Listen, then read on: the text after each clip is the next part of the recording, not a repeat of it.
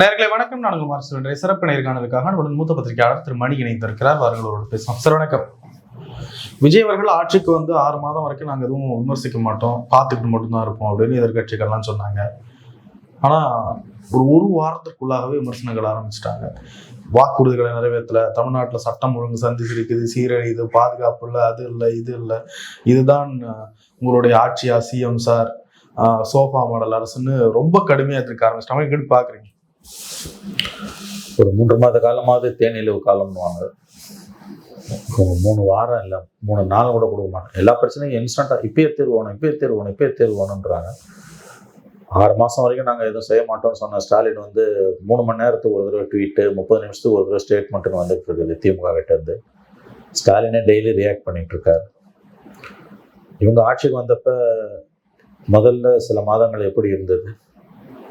சரி, இப்போ வந்தது ஒரு புதிய அரசு, ஒரு 3 மந்த்ஸாக கொடுங்களேன். அது கூட கொடுக்க மாட்டேன்றது எப்படி, எந்த விதத்தில் நியாயம்?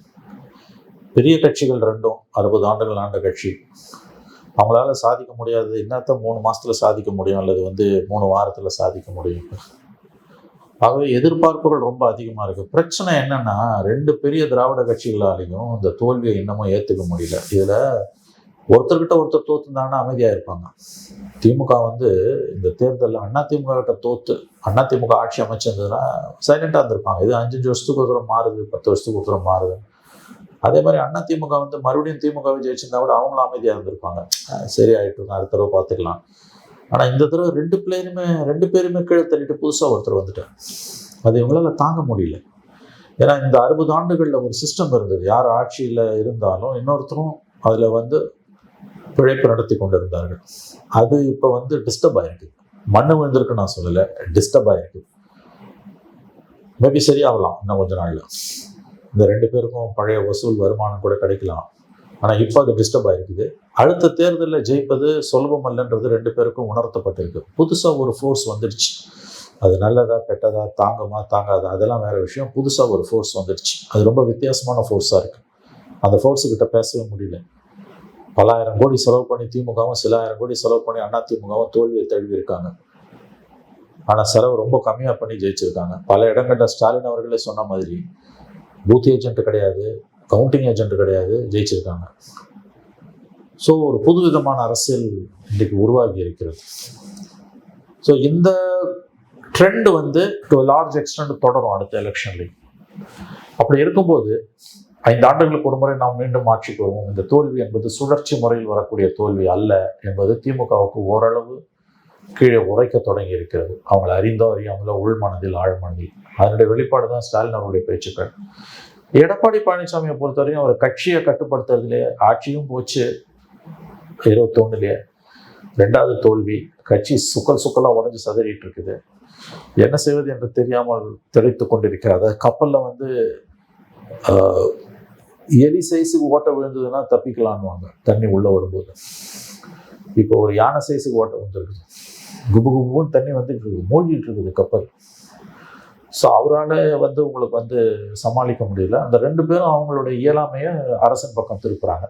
3 வாரம் கூட முடியல. இன்னைக்கு தான் 16வது நாள். யாரால் என்ன பண்ண முடியும் சொல்லுங்க? சில சிக்கல்கள் இருக்கின்றன. அனுபவம் இல்லாதவர்கள் இவங்களுக்கு சிஸ்டத்தை புரிஞ்சுக்கிறதுக்கு 3லேருந்து 6 மாதம் ஆகும். 3 மாதமா நீ கொடுக்கணும். கொடுக்க மாட்டான் அப்படின்னா கத்திக்கிட்டே இருக்க வேண்டியதுதான். ஒன்றும் பண்ண முடியாது. இல்லை, விஜய் அவர்கள் பேசிய பேச்சு இருக்குல்ல பிரச்சாரங்கள்ல, பெண்களுக்கு இப்படி இருக்கு, அப்படி இருக்கு, சட்டம் ஒழுங்கு எப்படி இருக்கு, இதெல்லாம் அவர் வச்ச விமர்சனங்கள். அவர் அவராலே காப்பாற்ற முடியல.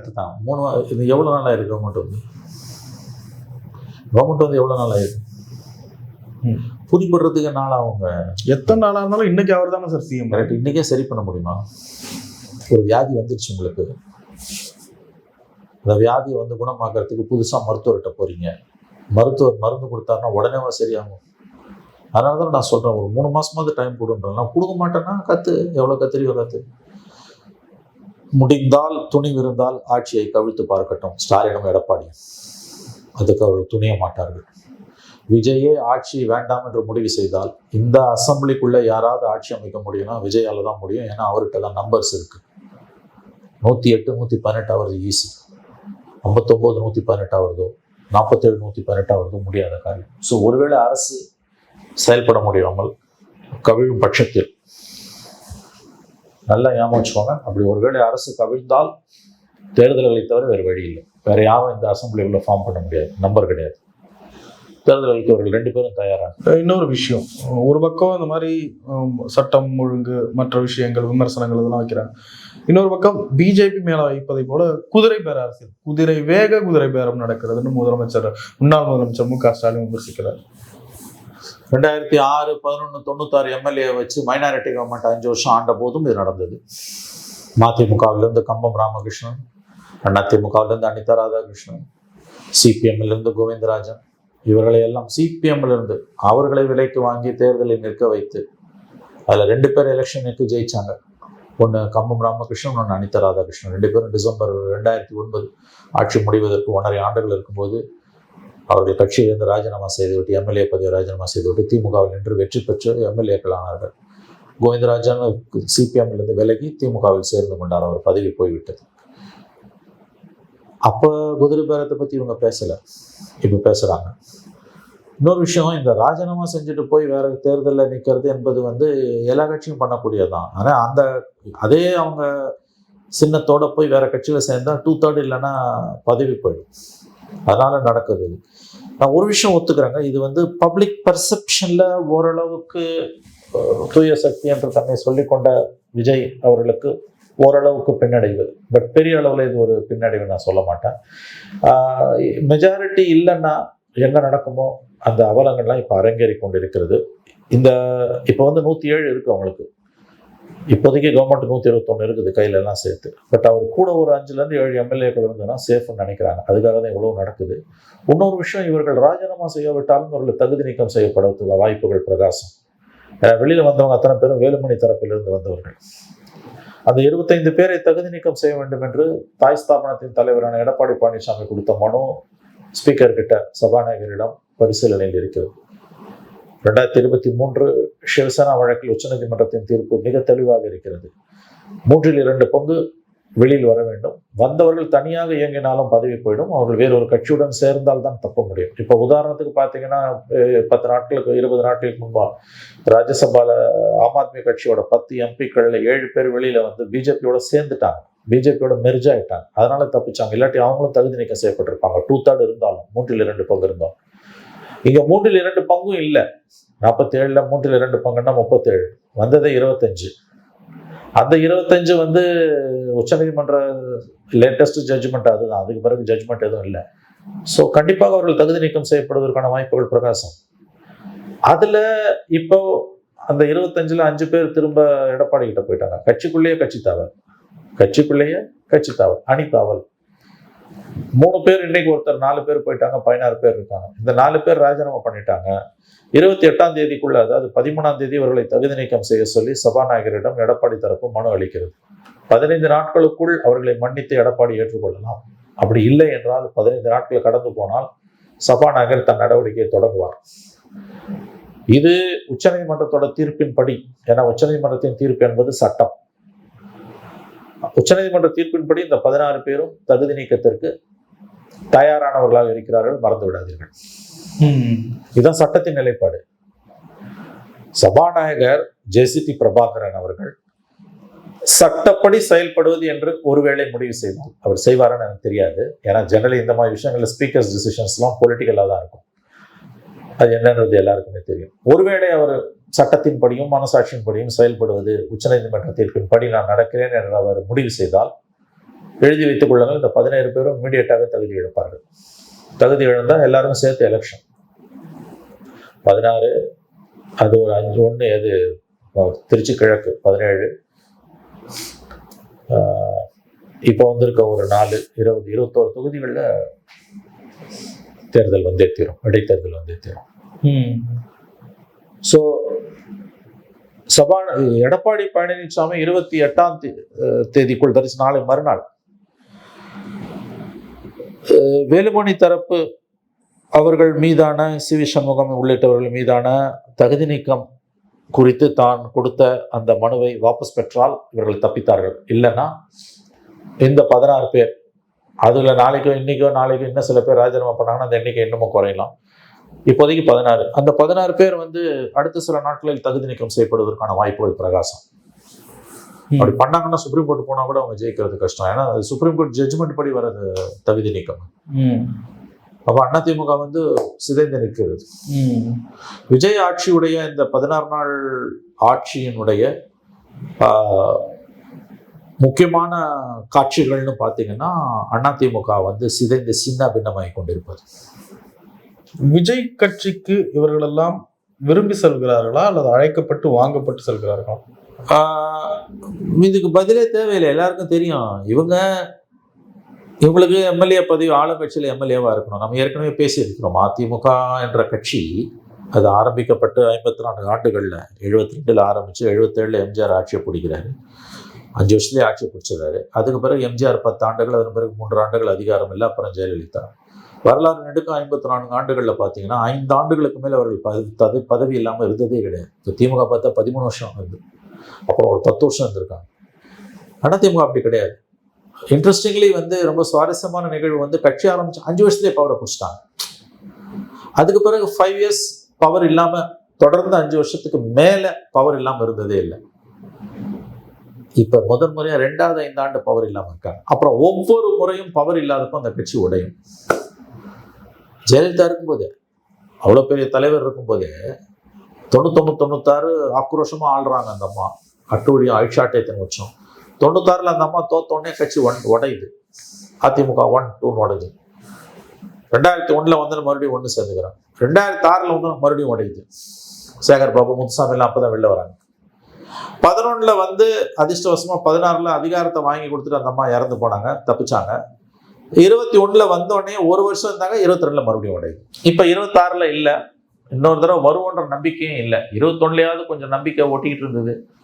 மறுபடியும் நம்ம அடுத்த 5 வருஷத்துல வந்துருவோம் 26லன்னு.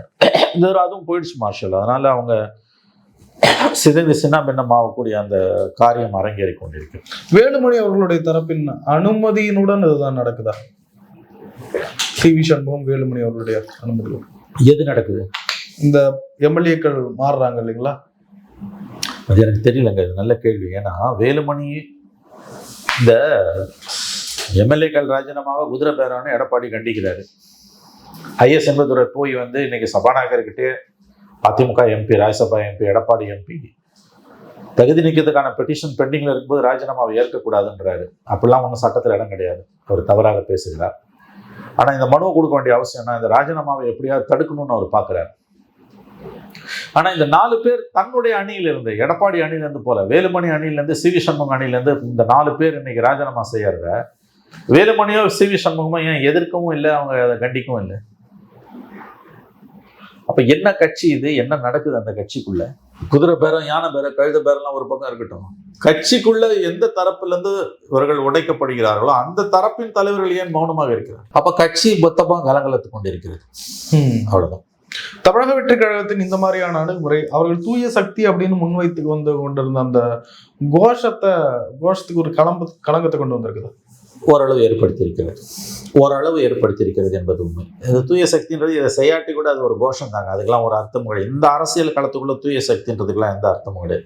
எல்லாரும் செய்யறதை நீங்க செஞ்சாதான் களத்திலே நிற்க முடியும். அதை தான் அவங்க செஞ்சுட்டு இருக்காங்க.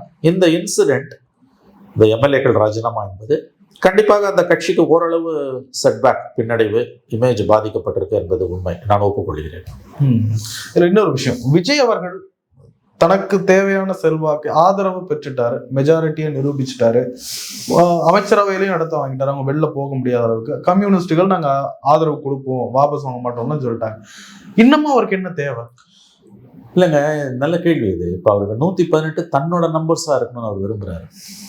இப்ப நீங்க பாத்தீங்கன்னா 107 அவங்க கிட்ட இருக்கு, 5 காங்கிரஸ் 112, 2 லெஃப்ட் வெளியில இருந்து ஆதரிக்கிறாங்க 116, விசிகா 2 118, ஐயுஎம்எல் 2 120, 1 அமமுக 121 இருக்கு. மெஜாரிட்டிக்கு 3 தான் கூட இருக்கு. இந்த நம்பர்ஸ் சேஃப்டி நம்பர்ஸ் கிடையாது. ஏதாவது காரணங்களால இது 1-2 குறையலாம், யாராவது செத்து போகலாம், அல்லது ஏதாவது கட்சி உடையலாம். இதுக்கெல்லாம் பாசிபிலிட்டிஸ் இருக்கு. ஸோ நீங்க ஒரு மினிமம் ஒரு 125 மார்ஷல், ஒரு 7, மினிமம் 7ஆவது இருக்கணும். தட்ஸ் குஷனிங் பீரியட்னுவாங்க. அது இல்லை இன்னைக்கு. ரெண்டாவது, இந்த ஆதரவு இவர்களை எந்த நேரமும் இவர்கள் வெளியேறலாம் என்ற எண்ணம் அவருக்கு இருக்கிறதுன்னு தான் நான் நினைக்கிறேன். அதுக்கு என்ன காரணம்னா, அவர் எடுக்க போகிற, நான் என்னுடைய கணிப்பு, அவர் எடுக்க போகிற சில முடிவுகள் இவர்களை கஷ்டப்படுத்தலாம் என்று கூட அவர் நினைக்கலாம். ஆனா அதுக்கு வாய்ப்பு குறைவு. இவங்க அவ்வளவு சீக்கிரம் வெளியில வரமாட்டாங்கன்னு நான் உறுதியா நம்புறேன். பட் அவரோட கணிப்பு என்னன்னா, ஏதாவது காரணங்களால இவங்க வெளியில போறாங்கன்னு வச்சுக்கோங்களேன், நம்பர்ஸ் இல்லை. அப்ப தனக்கு தேவையானதை இன்னும் கூட்டிக்கணும். 118 இல்லாட்டியும் ஒரு இப்ப இருக்க 107, ஒரு 112, ஒரு 113, 114 வரைக்கும், ஒரு 112 to 114 வரைக்கும். அது ஏன்னா காங்கிரஸ் கண்டிப்பா போவாது 5 பேர். ஸோ இந்த நம்பரை 107ல இருந்து அட்லீஸ்ட் ஒரு 112ல இருந்து 114 வரைக்கும் அது கொண்டு போகணும்னு அவர் நினைக்கிறார். அதனாலதான் இந்த காரியம் எல்லாம் நடக்குது. தன்னுடைய எண்ணிக்கையை உயர்த்துறதுக்கு அவர் விரும்புறாரு. ஏன்னா இந்த நம்பர்ஸ் ரொம்ப டெலிகேட் நம்பர்ஸ். 10 சீட்டு கூட ஜெயிச்சிருந்தா ஃப்ரீயா ஆண்டு இருக்கலாம். 10 சீட்டு குறைஞ்சிருந்ததுன்னா 100 கீழே போயிருந்தா எதிர்கட்சியா உட்கார்ந்து இருக்கலாம். ரெண்டும் இல்லாம போய் மாட்டிக்கிச்சு, சிக்கிக்கிச்சு. அதனுடைய விளைவு தான். ரெண்டாவது விஷயம், இது கூட்டணி கட்சிகள் இது எப்படி பார்க்கும்? கூட்டணி கட்சியில இருந்து கண்டனங்கள் வர ஆரம்பிச்சிருச்சு. அது கூட்டணி கட்சியில இரட்டை வாயில வாக்குல பேசுறாங்க. சும்மா நாம்கேவாஸ் இதை கண்டிக்காம இருக்கக்கூடாதுன்னு கண்டிக்கிறாங்களே ஒழிய ஆதரவு வாபஸ் வாங்க வேண்டியதானே. யாருக்கிட்டே அந்த கருத்து வருமா? இன்னொன்னு, 15 நாள் தான் ஆகுது. அந்த எண்ணம் கூட யார் வாயிலையும் வராது உங்களுக்கு. அதனால அது கண்டிக்கிறதோட நிறுத்திப்பாங்க, அதை தாண்டி போக மாட்டாங்க. விஜய் அவர்கள் வந்த பிறகு அவர் மீதான எதிர் விமர்சனங்களை நிறைய வைக்க ஆரம்பிச்சிருக்காங்க. இன்னும் அவர் நிறைவேற்ற வேண்டிய வாக்குறுதிகள்லாம் நிறைய இருக்கு. இப்போவே இந்த ஆட்சியின் மீது அதிருப்தி வந்துட்ட மாதிரி ஒரு இம்ப்ரெஷனை கொண்டு வராங்க. இல்ல அது கொண்டு வர முயற்சி பண்றாங்க திமுக, அண்ணா திமுக. குறிப்பாக திமுக அந்த முயற்சியை மேற்கொள்ளுது. எனக்கு தெரிஞ்ச அந்த அதிருப்தி எல்லாம் வரல. இன்னைக்கு எலெக்ஷன் வச்சுங்கன்னா யாரும் சீட் அடிப்பாங்க. அது நீங்க விடணும், நீங்க எக்ஸ்போஸ் ஆக விடணும். நீங்க அதுக்கு தான் 6 மாசம் ஹனிமூன் பீரியட் இருந்தது. எனக்கு தெரிஞ்ச 6 மாசம் கூட இல்லை, நீங்க 1 வருஷமாவது நீங்க விடணும். அட்லீஸ்ட் 6 மாசமா நீங்க விடணும். அதுக்கு முன்னால ஏதாவது விஷமம் பண்ணி கவுத்தீங்கன்னா இப்ப இருக்கிறதும் திமுக அண்ணா திமுகவும் போயிடும். எழுதி வைத்துக் கொள்ளுங்கள். எடப்பாடி பழனிசாமியினுடைய நிலை எப்படி பாக்குறீங்க? தன்னுடைய எம்எல்ஏக்களை இப்படி இழந்து கொண்டு வருகிறார். அவரை கேட்கணுங்க, என்ன கேட்டுதாங்க பிரச்சனை? 10 வருஷமா தோல்விங்க. சுய பரிசோதனையே அவங்க வாயில இருந்து வரமாட்டேங்க. அவர் மட்டும் காரணம் இல்லைன்னு நான் ஒத்துக்கிறேன். ஆனா அவர் பிரதான காரணம். ஒரு கட்சியோட பெரிய தோல்விக்கு ஒரு தலைவர் மட்டுமே காரணம் அல்ல, ஆனா தலைவர் ஒரு முக்கிய காரணம். எல்லாரையும் அவர் வெளியில அனுப்பிட்டே தான் இருக்காங்க. ஜெயலலிதாவும் எம்ஜிஆரும் இப்படி சகட்டு மேனிக்கு எல்லாரையும் வெளியில அனுப்பல, அரவணைச்சாங்க. எம்ஜிஆர்லாம் தன்னை விமர்சிச்சவங்களை ஊடு தேடி போய் பார்த்து கூட்டு வந்தாரு. அது ஒரு நாடகமா இருந்தாலும்.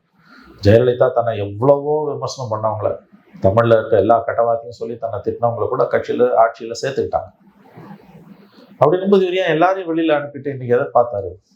ஒன்றுபட்ட அண்ணா திமுக இருந்திருந்ததுன்னா ஒரு 70 சீட்டா திமுக பின்னுக்கு தள்ளி 2வது கட்சியா வந்திருக்கலாம். அதையும் கோட்டை விட்டாங்கல்ல. சசிகலா உட்பட அவங்க சேர்த்துருக்கணும், அரவணைச்சிருக்கணும், விட்டுட்டாங்க.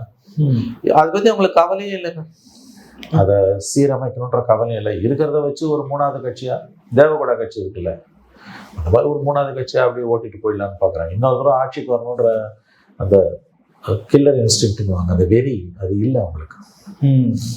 இந்த 2 அணிகள், தற்பொழுது இருக்கக்கூடிய நடைமுறையில் இருக்கக்கூடிய இந்த 2 அணிகள் சேரும், இது சேர்ந்தாலும் உருப்படாதுங்க, சேராதுங்க. எடப்பாடியோட அணுகுமுறையும் இவர்களுடைய அணுகுமுறையுமே ஒரு தீராத பகையா மாறி போச்சு. 2வது அவருடைய அணுகுமுறையால நீங்க யோசிச்சு பாருங்களேன். நீங்க பர்சனலி எனக்கு அவர் மேல எந்த கோபமோ வருத்தமோ எதுவும் கிடையாது. எனக்கு தனிப்பட்ட முறையில் எந்த விதமான உறவோ பகையோ அவர்கிட்ட கிடையாது. எனக்கு பொதுவா சொல்றேன் நான் உங்களுக்கு. ஸ்டாலின் எல்லாரையும் அரவணைச்சாருல்ல, தோத்தாரு அது வேற விஷயம். எல்லாரையும் ஒரு உறுப்பினர் கட்சியை கூட சேர்த்தாரு. இவர் எல்லாரையும் வெளியில தானே அனுப்புறாரு. 3 தேர்தலில் மாபெரும் வெற்றியை கண்ட ஸ்டாலின் 4வது தேர்தல் போகும்போது ஒருத்தர் விடாம அரவணைச்சார். இவர் தொடர்ந்து 4 தோல்விகளை 3 தோல்விகளை, இடைத்தேர்தல், பை எலெக்ஷன், லோக்கல் பாடி எல்லாத்தையும் தோத்து கட்சியில பல பேர் வெளியில போன பிறகும் யாரையுமே ஒரு சேர்க்க முயற்சியை பண்ணல. இது ஒரு பெரிய குறை இல்லையா உங்களுக்கு? சசிகலா எல்லாம் இவரை முதலமைச்சராக்கிட்டு போனாங்க. சிறையிலேருந்து வந்த பிறகு இந்த எலெக்ஷனுக்கு முன்னால ஒரு காம்ப்ரமைஸ் பண்ணியிருக்கலாம் இல்லையா? அவங்க ஒரு 3-4 தொகுதியில் உடைச்சிருக்காங்க ஓட்டை. அதே மாதிரி ஓபிஎஸ் சேர்த்துருக்கணும், கடைசி நேரத்தில் சேர்த்துருக்கணும். எல்லாரையும் நீங்க போக விட்டீங்கல்ல, அதோட பலன் தான் இது. ஆகவே இந்த அணுகுமுறை, நான் சொல்றது இந்த அணுகுமுறை தொடருமே ஆனால் எடப்பாடியால காப்பாற்ற முடியாது. இதை விட மோசமா போகும் கட்சி. நிர்வாக ரீதியாக நிறைய சிக்கல்கள் விஜய்க்கு இருக்கிறத பார்க்க முடியுது. அவர் கொடுத்த வாக்குறுதிகள் அதை எப்படி நிறைவேற்ற போறார், அரசியல் ரீதியாக சில விஷயங்களை எப்படி சமாளிக்க போறார், இதையெல்லாம் இருக்கு. மத்திய அரசு கிட்ட நிதி கேட்டு போறாரு, பிரதமரை சந்திக்கிறாரு. திமுக ஹேண்டில் பண்ண அளவுக்கு சென்ட்ரல் கவர்மெண்ட் ஹேண்டில் பண்ணுவார். அது பார்க்கணும் மார்ஷல். இப்போதானே வந்திருக்காரு. அது இல்லாமல் இப்போ எந்த விதமான ஜோசியமும் சொல்ல முடியாது. யார் ஆட்சிக்கு வந்தாலும் மத்தியில் இருக்கக்கூடியவர்கள் தமிழ்நாட்டை மாற்றாந்தாய் மனப்பான்மையுடன் தான் நடத்துகிறார்கள் என்பது நம்ம எல்லாருக்குமே தெரிஞ்ச விஷயம். கண்டிப்பாக அவங்க அணுகுமுறையில் மாற்றம் இருக்க போகிறது கிடையாது. அவங்க இன்னும் அதிகமாக நெருக்கடி கொடுப்பாங்க. இப்போ உதாரணத்துக்கு பிஎம்ஸ்ரீ ஸ்கீம் மாதிரியான விஷயங்களில் விஜய் வழிக்கு கொண்டு வந்தலான்ற ஒரு இருமாப்பு பிஜேபிக்கு இருக்கும். ஏன்னா இவர் புதுசு, அது ஒரு 75 ஆண்டு கால கட்சி, அவங்களுக்கு சித்தாந்த நிலைப்பாடு வலிமையாக உண்டு. ரெண்டாவது வாக்கு வங்கி அரசியல் சார்ந்தும் ஓட் பேங்க் பாலிடிக்ஸ்க்கு திமுக சில விஷயங்களை ரொம்ப அடமட்டாக தான் பிடிவாதமாக இருப்பாங்க. விஜய் அப்படி இல்லை, புது பிளேயர், ஒரு மாதிரி நம்ம ஷேப் பண்ணிடலாம் அப்படின்ற ஒரு இருமாப்பும் பிஜேபி கிட்ட இருக்கும், அந்த அணுகுமுறை இருக்கும். பட் இவர் எப்படி ஹேண்டில் பண்ண போறாருன்றது அது இப்போ நான் எப்படி சொல்ல முடியும்? அதை நம்ம நடக்கும்போது தான் பார்க்க முடியும். நாளைக்கு தான் போறாரு, அடுத்த 3 மாதங்கள் 4 மாதங்கள்ல அது தெரிஞ்சிடும். முக்கியமான ஸ்கீம்ஸ்லாம் இறங்கி போறாரு அப்படின்னா ஏதோ ஒரு காம்ப்ரமைஸ் நடக்குதுன்னு அர்த்தம். அப்படி இல்லைன்னா இவரால் அதை எப்படி சமாளிக்க முடியுன்றது அதையும் நம்ம பார்க்கணும். மத்திய அரசோட உதவி இல்லாமல் விஜயால மாநில நிர்வாகத்தை நடத்த முடியாது. அதுவும் அவர் கொடுத்துருக்க வாக்குறுதிகள் எல்லாம் நிறைவேற்றுறதுக்கு ஸ்டாலினுக்கு மத்திய அரசின் உதவி தேவைப்பட்டதை விட மிக அதிகமாக விஜய்க்கு தேவைப்படுகிறது. அப்போ எந்த அணுகுமுறையை அவர் கடைபிடிப்பார் என்பது பொறுத்திருந்தாங்க நம்ம பார்க்கணும். பிஜேபி விஜய் எப்படி பார்க்கும்? இன்ட்ரெஸ்டிங்லி இப்போ 15 நாள் அவங்க எந்த வாயுமே திறக்கல. அவங்க ஒரு விதத்துல விஜயை ரசிக்கிறாங்க. இப்போ அப்படிதான் நான் பார்க்குறேன். ஏன்னா இப்ப நிலைமை என்னன்னா திமுக சிதைந்து இருக்கிறது, தனிமைப்பட்டிருக்கிறது. அதிகாரத்தை இழந்தது பிரச்சனை இல்லை, அது 5 வருஷத்துக்கு ஒரு தடவை வரும் போகும். கூட்டணியா ஸ்டாலின் கட்டி காப்பாத்தின 3 தேர்தல்கள் காப்பாத்தின அந்த கூட்டணி இன்னைக்கு மொத்தமா அருந்திருக்கு. லெஃப்ட் போயிட்டாங்க, ஐஎம்எல் போயாச்சு, விசிக போயாச்சு, காங்கிரஸ் போயாச்சு. கண்டிப்பா அடுத்த தேர்தலில் அது எப்போ நடந்தாலும் அவங்க விசிகாவோட தான் விஜயோட தான் பயணிப்பாங்களே தவிர அவங்க கண்டிப்பா ஸ்டாலின் கிட்ட போறது கிடையாது. அப்போ 2 தேர்தல்களில் தமிழ்நாட்டில காங்கிரஸுக்கு 10 சீட்டுன்னு சொலையா கொடுத்த திராவிட முன்னேற்ற கழகம் இன்றைக்கு முற்றிலுமாக தனிமைப்பட்டிருக்கிறது. இதை பிஜேபி ரசிக்குது, உண்மையிலே அவங்க ரசிக்கிறாங்க. விஜயோட இன்றைய எலிவேஷன், இந்த பதவி, அவருக்கு கிடைத்த பதவி, அவருடைய வெற்றியை பிஜேபி உள்ளுக்குள் ரசிக்கிறது. ஏன்னா திமுக பலவீனப்பட்டிருக்கிறது. பட் காலப்போக்கில் அடுத்து வரும் நாட்களில் அதை எப்படி அவங்க பார்ப்பாங்க, திமுக பிஜேபி கிட்ட ஒரு இணக்கம் வருமா? ஏன்னா இந்த 32 எம்பிக்கள் ஆதரவு பிஜேபிக்கு சில நேரங்களில் தேவைப்படும் பொழுது திமுக அதை எப்படி பயன்படுத்தி கொள்ளும், இதெல்லாம் நம்ம பொறுத்திருந்து பார்க்க வேண்டிய விஷயங்கள். இந்த விஜயை பிஜேபி எப்படி பார்க்கிறது என்றால் இப்பொழுது அது ரசித்து பார்க்கிறது விஜயை. ஏன்னா அவர் திமுகவை சிதைத்திருக்கிறார். இப்போதைக்கு அது அவங்களுக்கு போதும். நாளைக்கு விஜய் வளரும் பொழுது அவரை எப்படி சிதைப்பது, எப்படி அவர் கதையை முடிப்பது அரசியல் ரீதியா, அதை அப்போ பார்த்துப்பாங்க. இன்றைக்கு விஜயை பிஜேபி எப்படி பார்க்கிறது என்றால் ரசித்து பார்க்கிறது, மகிழ்ச்சியுடன் பார்க்கிறது. ஏன்னா இப்பொழுதைக்கு அவர் திமுகவை தனிமைப்படுத்தி இருக்கிறார். காங்கிரஸ் கூட்டணி அரசு தமிழ்நாட்டில் நடக்குது. என்ன அப்படி சொல்லணும், அமைச்சரவையில் அவர்கள் இடம்பெற்றிருப்பதால். கர்நாடகாவிலும் காங்கிரஸ் ஆண்டு கொண்டிருக்கிறது. மேகதாது விவகாரம் இப்போ எழுந்திருக்கிறது. எப்படி ஹேண்டில் பண்ணணும்னு நினைக்கிறீங்க தமிழ்நாடு கவர்மெண்ட்? ஒன்றும் ஹேண்டில் பண்ண முடியாது. சுப்ரீம் கோர்ட்டில் தமிழ்நாடு கேஸ் தோற்று போச்சு, மெயின் கேஸும் தோற்று போச்சு, ரெவ்யூ பெட்டிஷன் தோற்று போச்சு. ரெவ்யூ பெட்டிஷன் தோற்று போச்சுன்னா அடுத்து கியூரேட்டிவ் பெட்டிஷன், அதிலெல்லாம் வெற்றி பெறுவதற்கு 0.001% தான் வாய்ப்பு. ஸோ கர்நாடகா கவர்மெண்ட்டுக்கு சுப்ரீம் கோர்ட் கிளியரன்ஸ் கிடைச்சிச்சு. 2வது விஷயம், மத்தியில் யார் ஆண்டாலும் காங்கிரஸோ பிஜேபியோ அவர்கள் கர்நாடகாவில் யார் ஆண்டாலும் கர்நாடகாவை தான் ப்ரிஃபர் பண்ணுவாங்க. ஏன்னா பொலிட்டிக்கல் ஸ்டேக்ஸ், அரசியல் ரீதியாக பிஜேபிக்கும் காங்கிரஸுக்கும் கர்நாடகா தான் முக்கியம், தமிழ்நாடு முக்கியம் கிடையாது.